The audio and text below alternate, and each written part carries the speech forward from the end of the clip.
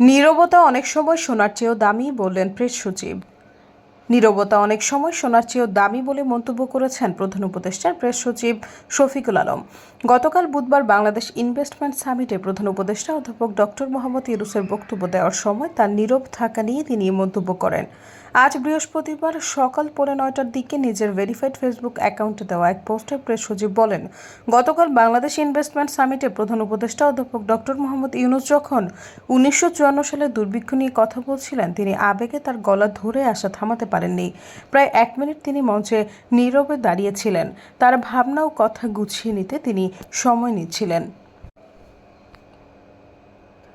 তিনি বলেন, পরে আমরা যখন তার বক্তৃতার ভিডিওটি প্রধান উপদেষ্টার ফেসবুক পেজে পোস্ট করি, তখন আমাদের প্রেস টিম খেয়াল করলো যে সেই 1 মিনিটের নীরবতা ভিডিও থেকে নেই। সম্ভবত ভিডিও এডিটর, যিনি বক্তৃতাটি সরাসরি দেখেননি, নীরব অংশটি কেটে দিয়েছেন এবং পুরো বক্তৃতাকে মসৃণ ও ধারাবাহিক করে তুলেছেন। কিন্তু তিনি জানেন না যে সেই 1 মিনিটের নীরবতাই ছিল বক্তৃতার সবচেয়ে গুরুত্বপূর্ণ অংশ। পৃথিবীতে অনেক কিছু আছে যা ভাষায় প্রকাশ করা যায় না। নীরবতা এতটাই শক্তিশালী যে মাঝে মাঝে সেটাই একমাত্র ভাষা হয়ে ওঠে কোনো আবেগ প্রকাশের, কোনো ঘটনার গভীর স্মৃতিচারণা কিংবা জীবনের সবচেয়ে কঠিন স্মৃতি মনে পড়ার মুহূর্তে। সবশেষে তিনি বলেন, প্রায় নীরবতা সোনার চেয়েও দামি।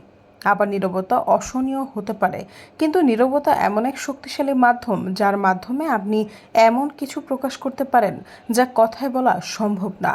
সৈয়দা ফারিয়া, সমযোগ।